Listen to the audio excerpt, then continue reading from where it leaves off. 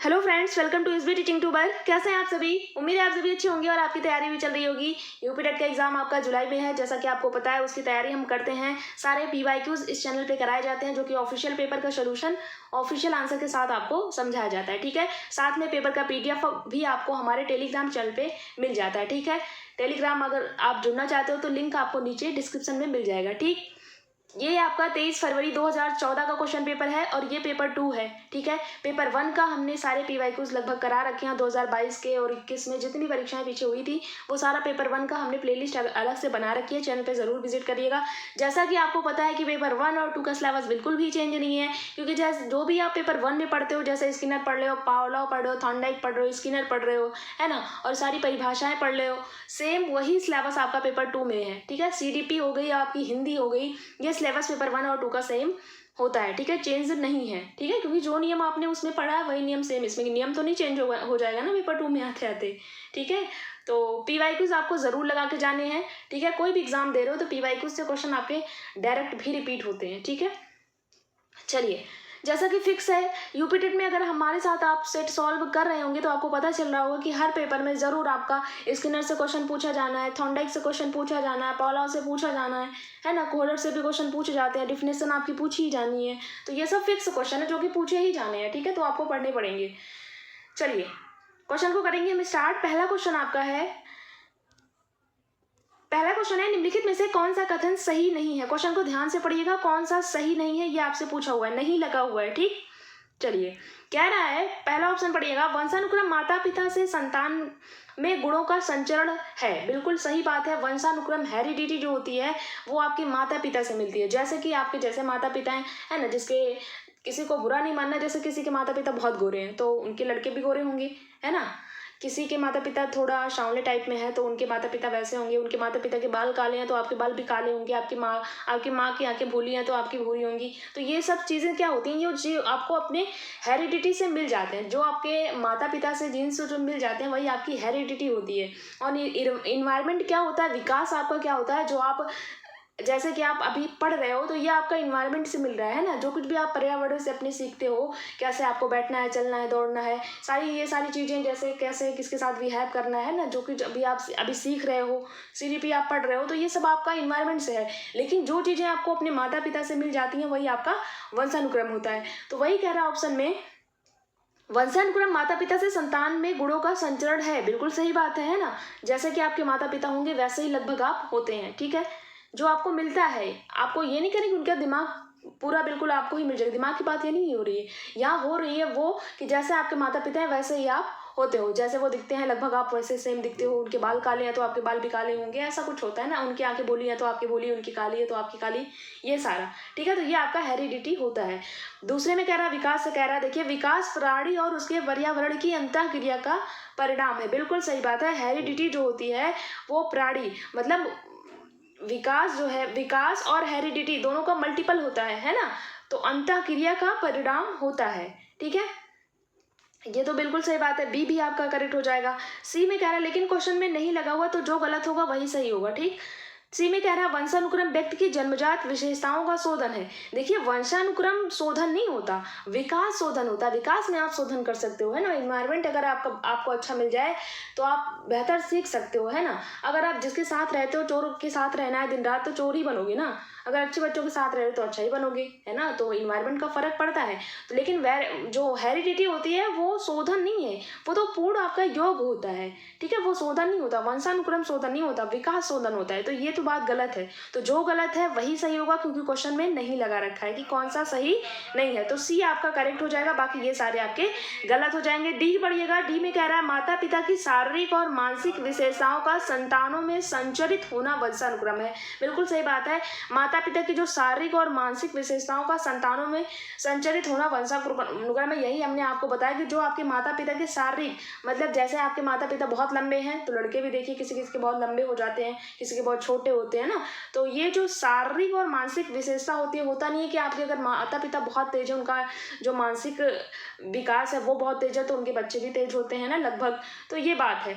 तो ये वंशानुक्रम है, ये बात भी ठीक है। तो हमसे कौन सा सही नहीं है ये पूछा हुआ था, तो सी आपका करेक्ट हो जाएगा। ठीक है, यहाँ पे शोधन लगा हुआ है, इसी वजह से ये गलत हो जाएगा। तो जो गलत है वही सही होगा, क्योंकि क्वेश्चन में नहीं लगा था। ठीक, तो थर्ड करेक्ट आंसर हो जाएगा, बाकी सारे ऑप्शन आपके गलत हो जाएंगे। ठीक, क्वेश्चन नंबर 2 पढ़िएगा।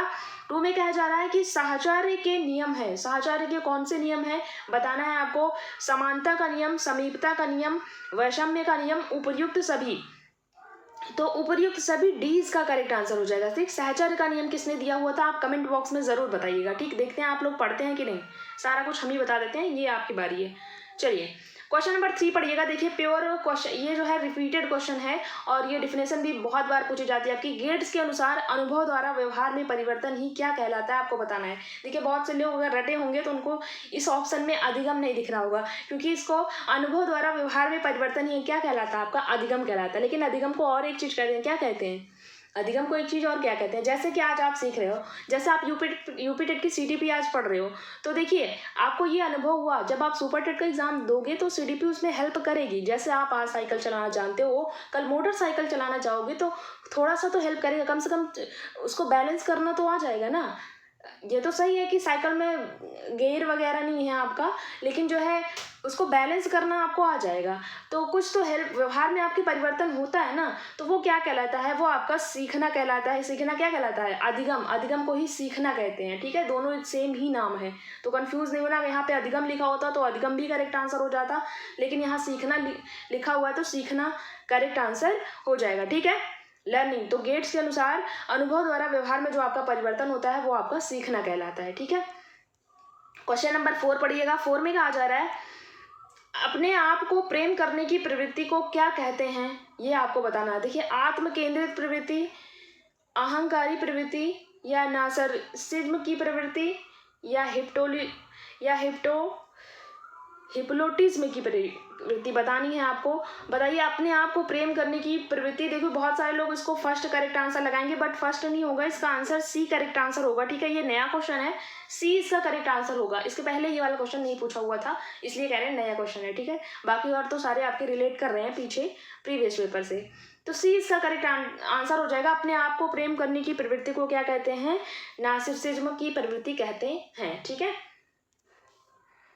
क्वेश्चन नंबर 5 पढ़िएगा। मनुष्य की बुद्धि आगे की पीढ़ियों में संक्रमित होती है, डैश का कार्य इस जन्मजात योग्यता के विकास के लिए उपयुक्त परिस्थितियों का निर्माण करना है, ये आपको बताना है। देखिए मनुष्य की बुद्धि जो है वो आगे की पीढ़ियों में संक्रमित होती है, बिल्कुल सही है। तो ये किसका योग्यता के विकास के लिए परिस्थितियों का निर्माण करना है, ये वातावरण। ठीक है, वातावरण होगा, मौसम जलवायु क्षेत्र नहीं होगा, वातावरण होगा।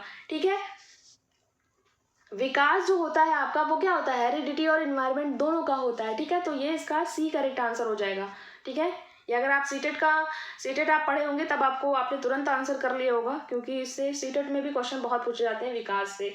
क्वेश्चन नंबर 6 पढ़िएगा। देखिए यूपी टेट की परीक्षा हो जाएगी, उसके बाद हम सीटेट की तैयारी करेंगे, सीटेट के सारे PYQs लगाएंगे। ठीक है, क्योंकि अभी सीटेट में तो टाइम है, पहले आपका यूपी टेट की परीक्षा है ना।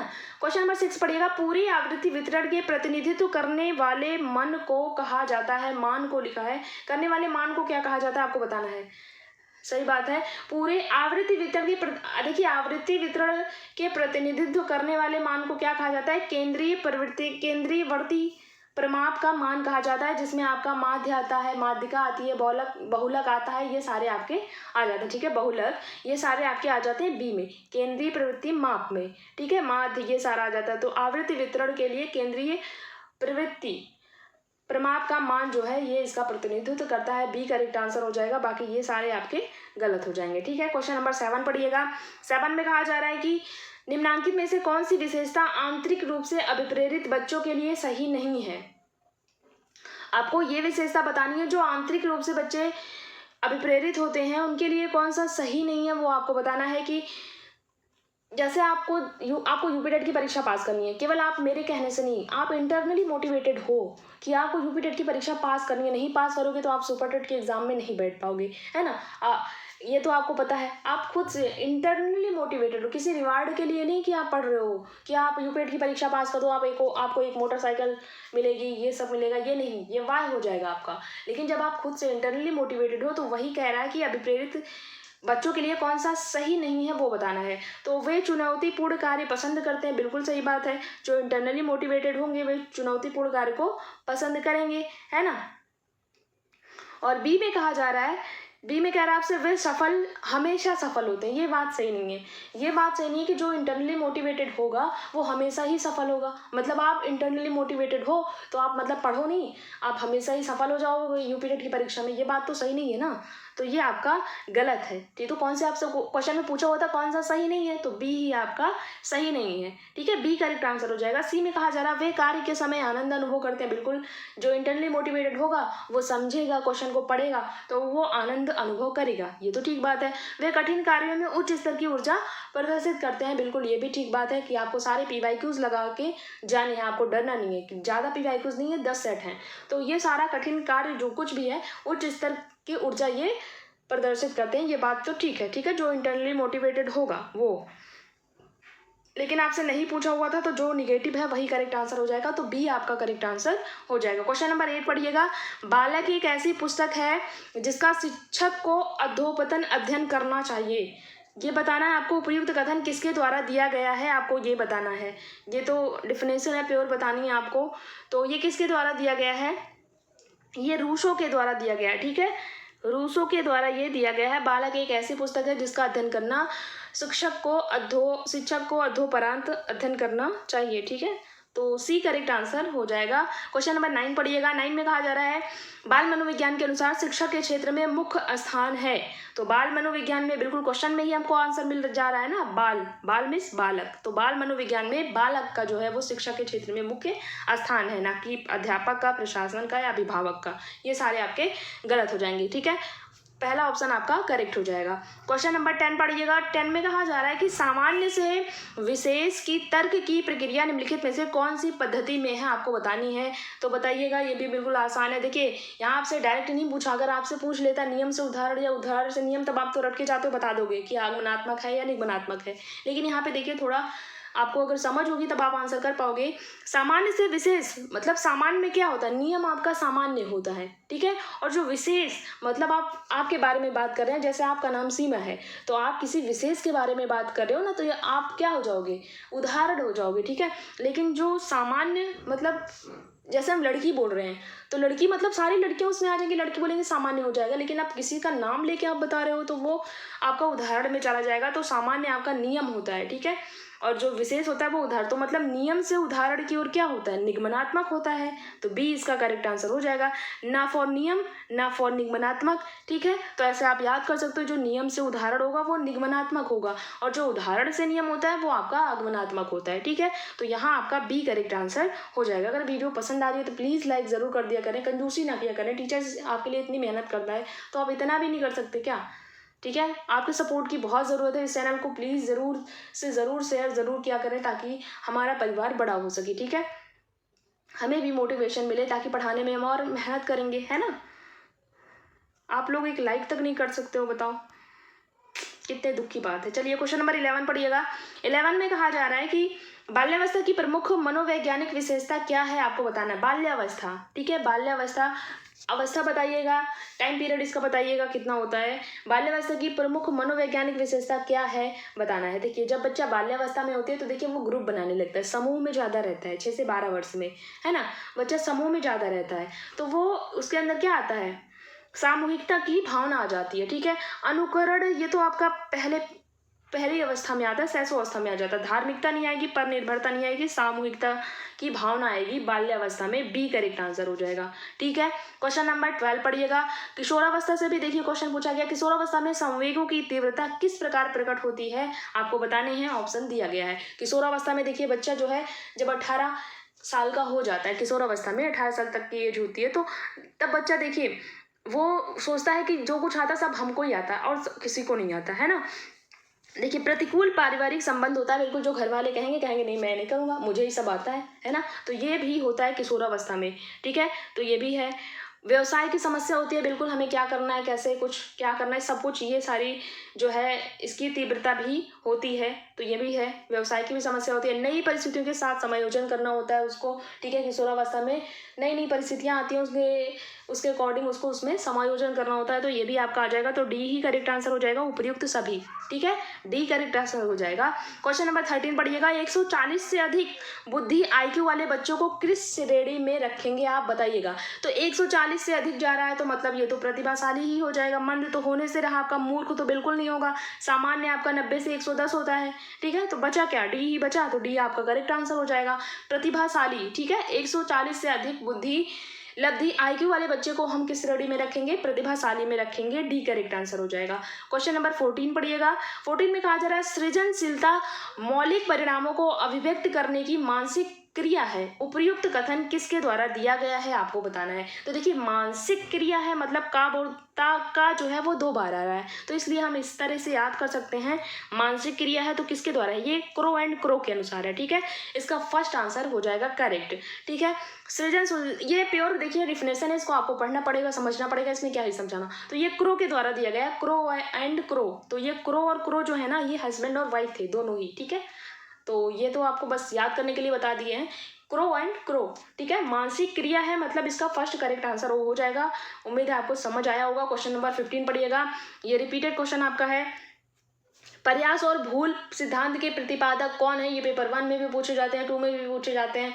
ठीक है, ये रिपीटेड क्वेश्चन है, बताइए किसने दिया था, इसको तो आप आंसर कर ही सकते हो ना, थॉर्नडाइक ने दिया था, पहला करेक्ट आंसर हो जाएगा। ठीक है, चलिए क्वेश्चन नंबर 16 पढ़िएगा, 16 में कहा जा रहा है 15 क्वेश्चन आपके हो गए, 15 और आपको करने हैं।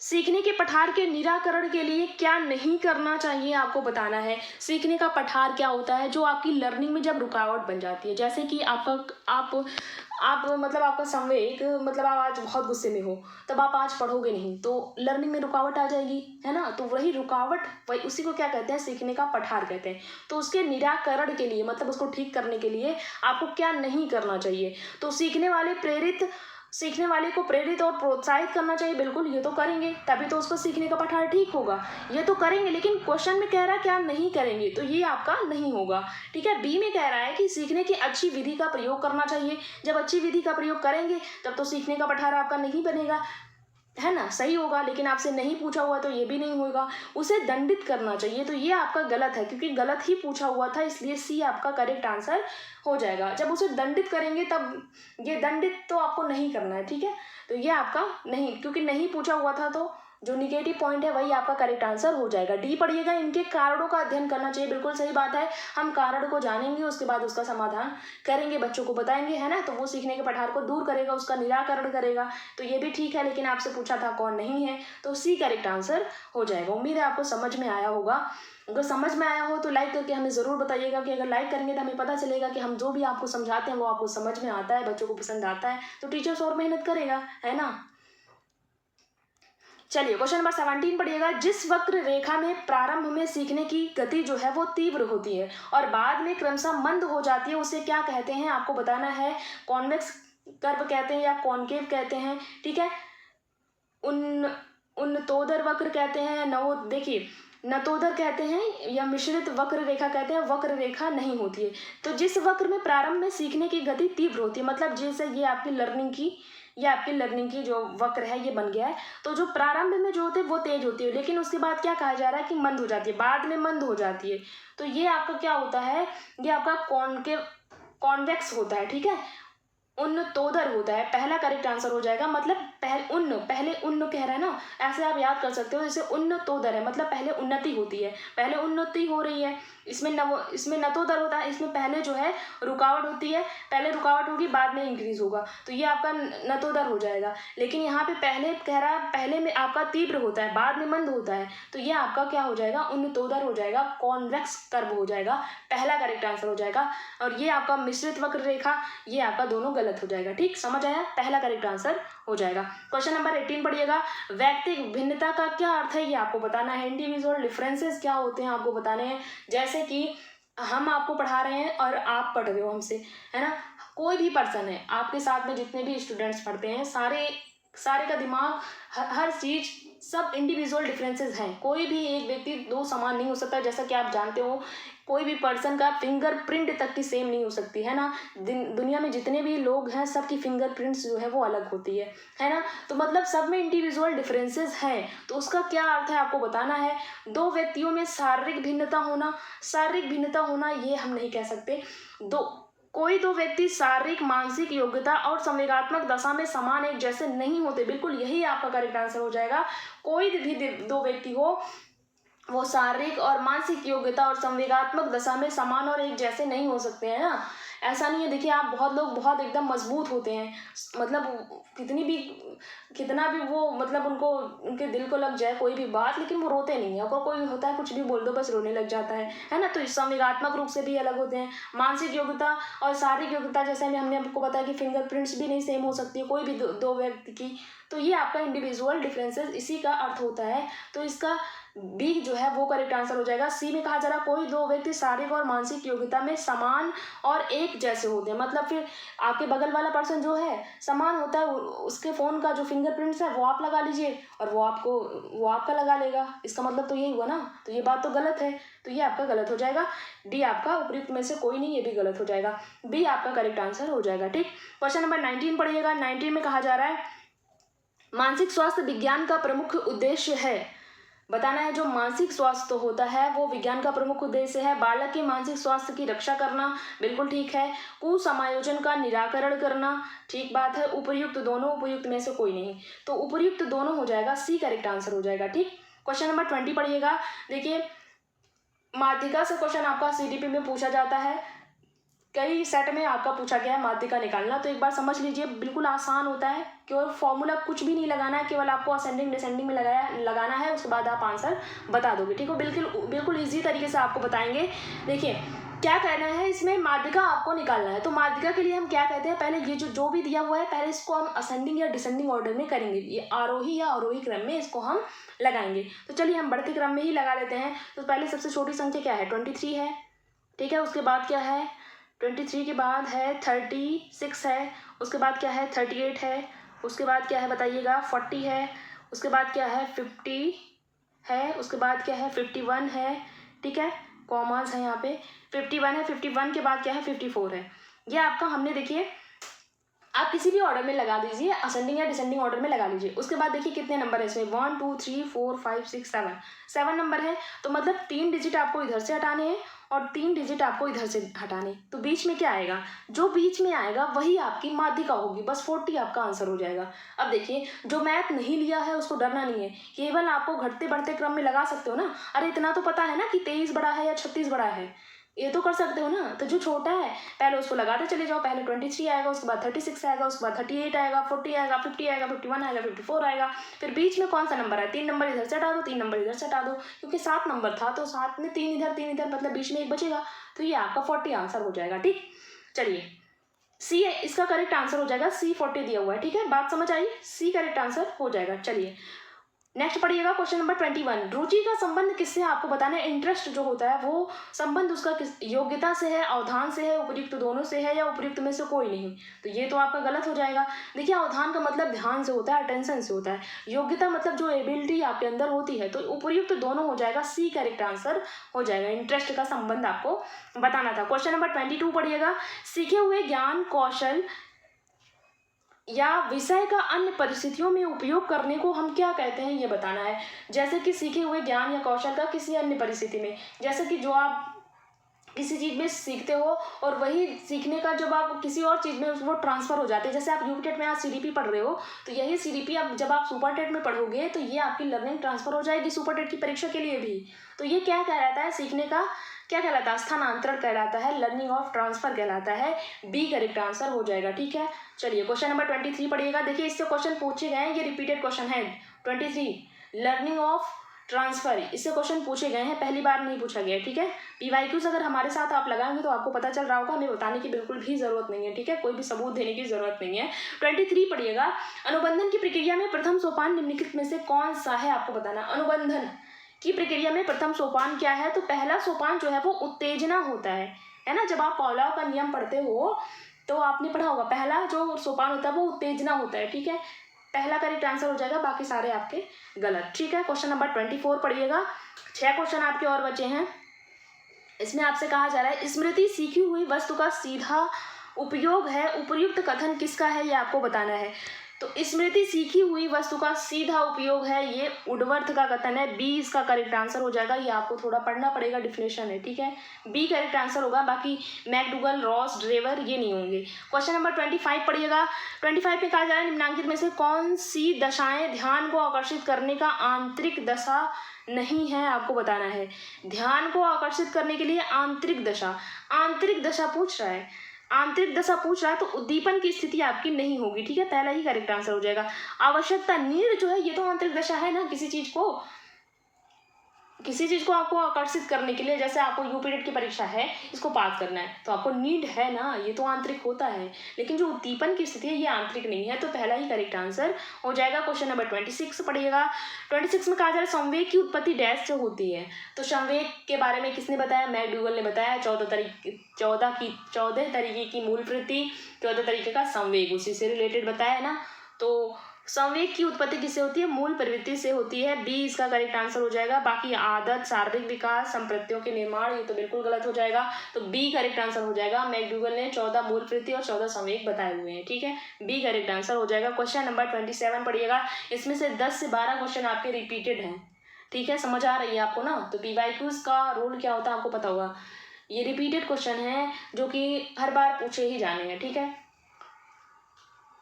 क्वेश्चन नंबर 27 पढ़ना है। अभिप्रेरण के लिए अवसर डैश संबंध का भी प्रयोग किया जाता है, संवेग का, भावना का, प्रत्यक्षीकरण का या आवश्यकता का। देखिए, अभिप्रेरणा, मोटिवेशन कैसे होता है। मोटिवेशन आपको कब होगा, जब आपको नीड होगी किसी चीज़ की ना। अभिप्रेरणा को ही जो है हम आवश्यकता भी कहते हैं। हमें किसी चीज़ की ज़रूरत है तो ज़रूरत के अकॉर्डिंग हमारी मोटिवेशन होगी। जैसे आपको गवर्नमेंट टीचर बनना है तब आपको नीड है ना, आपके अंदर नीड है कि फिर पहले आप यूपीटेट की परीक्षा पास करेंगे, उसके बाद आप अगर प्राइमरी के टीचर बनना चाहते हैं तो सुपरटेट की परीक्षा पास करेंगे, नहीं तो टीजीटी का एग्ज़ाम देंगे, है ना। सीटेट पेपर 2 पास करना है आपको, उसके बाद टीजीटी की परीक्षा देंगे। अभी तो टेट नहीं मांग रहा है ना। देखिए ये बात है, अभी तो आपका टेट नहीं लग रहा है टीजीटी की परीक्षा में, लेकिन आगे क्या हो जाए कुछ कहा नहीं जा सकता। जैसा कि आपको पता ही है कि प्राइमरी वालों के लिए जैसा कि अब अनिवार्य कर दिया गया है कि यूपीटेट की परीक्षा उनको पास ही करना पड़ेगा, है ना। बिना पास किए उनका कल्याण नहीं होगा। तो ये ज़रूरी है कि जो कुछ भी आ रहा है, देखिए 4 साल में आपका यूपीटेट आ रहा है, क्या पता ये भी कर दें कि सीटेट अलाउ ना करें, है ना। किसी राज्य में है सीटेट अलाउ नहीं है, तो क्या पता उत्तर प्रदेश में कर दें कि यहाँ पे सीटेट नहीं चलेगा। आप लोग कहते हैं चले सीटेट पास कर लेंगे, लेकिन जो भी फॉर्म आ रहा है 4 साल में आपका यूपीटेट आ रहा है, तो क्या करोगे आप। तो जो भी फॉर्म आ रहा है उसको अप्लाई करें। अप्लाई करके फॉर्म क्या पढ़ना ही सेम ही होता है। सीटेट में जो कुछ भी आपने अगर सीटेट में पढ़ा है तो यूपीटेट के लिए आपको ज़्यादा सीडीपी पढ़ने की ज़रूरत नहीं है ना। 2-3 सिद्धांत हैं जो ऐड हो जाते हैं जो कि सीटेट में नहीं पूछे जाते आपके। जैसे इस थॉर्नडाइक से क्वेश्चन, पावलोव से क्वेश्चन, ये आपके यूपीटेट में ही पूछे जाते हैं, सीटेट में नहीं पूछे जाते। सीटेट का फेवरेट है प्याजे, वाइगोत्स्की, ये सब फेवरेट है। ठीक है, चलिए फिलहाल के लिए क्वेश्चन पढ़ेंगे, नहीं तो क्लासेस बहुत लंबी हो जाएंगी।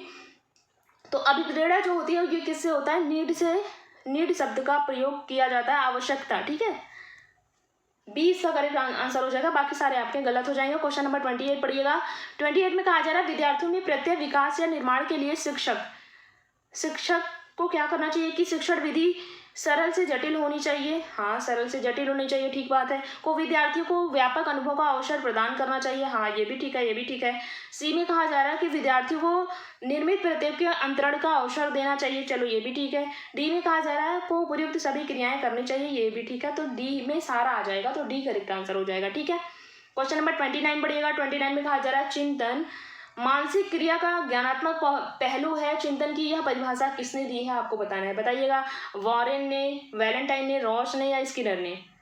इसका आंसर बताइएगा किसने दिया है। चिंतन मानसिक क्रिया का ज्ञानात्मक पहलू है, ये रास ने दिया है। बी इसका करेक्ट आंसर हो जाएगा। लास्ट क्वेश्चन 30 पढ़िएगा। कल्पना के विकास के लिए बताना है। कल्पना क्या होती है, इमेजिनेशन होता है जो आप कल्पना करते हो, है ना। कल्पना करते हो कल हम कि कुछ सालों बाद हम गवर्नमेंट टीचर बन जाएंगे, फिर हम बैठेंगे, है ना, हमारे पास पैसे आएंगे। तो कल्पना के विकास के लिए ज्ञानेंद्रियों को प्रशिक्षित करना चाहिए। चलो ये भी ठीक है ना। कहानी सुनाना चाहिए, अच्छा ये भी ठीक है। कल्पना के विकास के लिए, रचनात्मक प्रवृत्ति के विकास पर ध्यान देना चाहिए, ये भी ठीक है। उपयुक्त सभी क्रियाएं करनी चाहिए, तो डी आपका करेक्ट आंसर हो जाएगा। कोई भी निगेटिव पॉइंट इसमें नहीं था, तो डी ही आपका करेक्ट आंसर हो जाएगा। ठीक है, ये आपका फरवरी 2013 का क्वेश्चन पेपर था। हमने ऑफिशियल पेपर के साथ, ऑफिशियल आंसर के साथ इसको सॉल्व किया है। PYQs आप जरूर लगा के जाएं, आप कोई भी एग्जाम दे रहे हो, है ना। तो PYQ से क्वेश्चन ज़रूर रिपीट होते हैं। अगर आप चैनल पे पहली बार विजिट किए हैं तो इसी तरीके के PYQs के लिए चैनल को सब्सक्राइब करके रखें और बेल आइकन को ज़रूर प्रेस करें, ताकि आपको नेक्स्ट वीडियो का जो नोटिफिकेशन है वो मिलता रहेगा। ठीक है, इस पेपर का PDF हमारे टेलीग्राम चैनल पे मिल जाएगा। ठीक है, लिंक आपको नीचे मिल जाएगा। प्लीज़ अगर वीडियो पसंद आई हो तो लाइक ज़रूर करें। ठीक है, और फ्रेंड्स के साथ शेयर भी ज़रूर करें। कमेंट में अपने विचार भी बताइएगा कि वीडियो आपको कैसी लगी। अगर आप बताएंगे नहीं तो हमें पता कैसे चलेगा, है ना। टीचिंग की सभी अपडेट के लिए आप WhatsApp, X ऐप या टेलीग्राम ऐप ज्वाइन कर सकते हो, जहां आपको सारी अपडेट दी जाती हैं टीचिंग की। ठीक है, उम्मीद है आपको ये वीडियो पसंद आई होगी। ठीक है, इसी तरीके की वीडियोस के लिए चैनल पे बने रहें। ठीक है, धन्यवाद।